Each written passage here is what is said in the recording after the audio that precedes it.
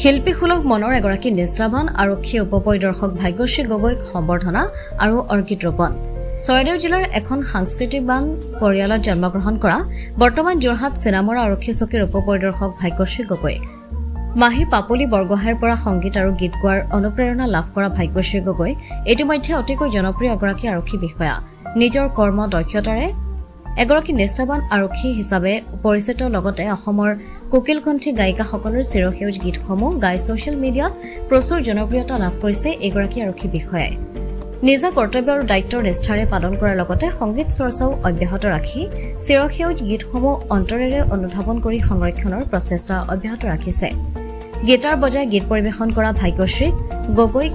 যোৰহাটৰ সামাজিক সাংস্কৃতিক অনুষ্ঠান দ্য ইভেণ্ট আৰু ক্ৰিয়েটিভ অসমৰ হৈ উপদেষ্টা প্ৰকৃতিপ্ৰেমী সমীৰ ৰয় আৰু সহযোগীসকলে ভাগ্যশ্ৰীক সম্বৰ্ধনা জ্ঞাপন কৰে ইয়াৰ লগতে প্ৰকৃতিপ্ৰেমী আৰু অলপতে দিল্লীৰ গ্লবেল ইউনিভাৰ্চিটিয়ে অনাৰেৰী ডক্টৰেট প্ৰদান কৰা সমীৰ ৰয় তেওঁৰ সন্মানাৰ্থে আৰক্ষী চকী চৌহদত কেইবাজোপাও অৰ্কিড ৰোপণ কৰি তেওঁক শুভকামনা জ্ঞাপন কৰে যোৰহাটৰ পৰা অনুপম বৰাৰ ৰিপৰ্ট পোহৰ লাইভ 8 খুবই আনন্দিত আমি বৰ্তমান উপস্থিত আছো হি যোৰহাটৰ চিনামৰা আৰক্ষী চকীত আৰু আমাৰ সৈতে আছে এগৰাকী নিষ্ঠাবান আৰু নতুন প্ৰজন্মৰ এগৰাকী পাৰদৰ্শী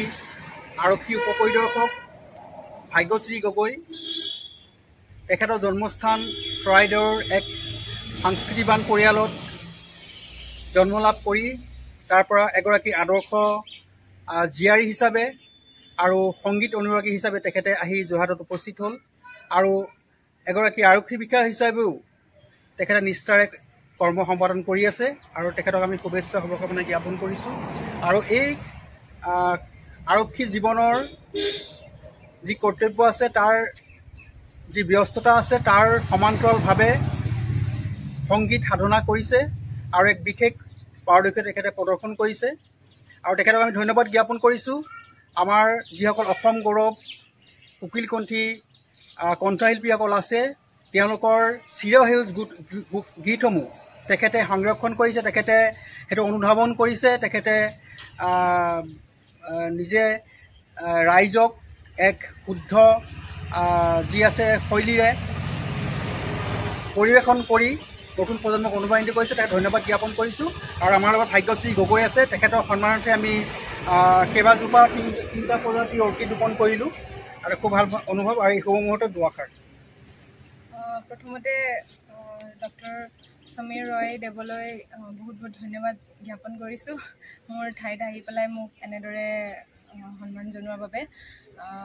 খুবেই ডিফাৰেণ্ট এটা ষ্টেপ হয় অৰ্কিড ৰোপণ কৰি পেলাই একচুৱেলি নেচাৰ প্ৰমোট কৰাটো খুবেই দৰকাৰী আৰু গতিকে তেওঁ যিখিনি মৰম দিছেহি ইয়াত আহি পেলাই মই নিশ্চয়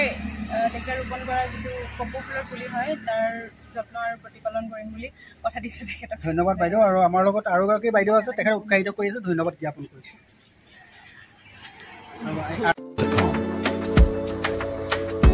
যোৰহাট তথা অসমবাসীৰ বাবে সুখবৰ উজনি অসমৰ লগতে যোৰহাটৰ শিশু যুৱক যুৱতী মহিলাসকলৰ বাবে এয়া সুখবৰ যোৰহাটত মুকলি হ'ল লেকমি চেলুন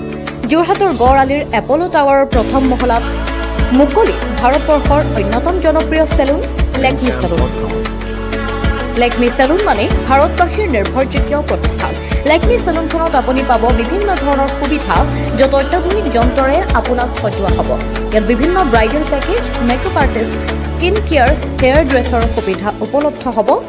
য'ত থাকিব ৰেহাই মূল্য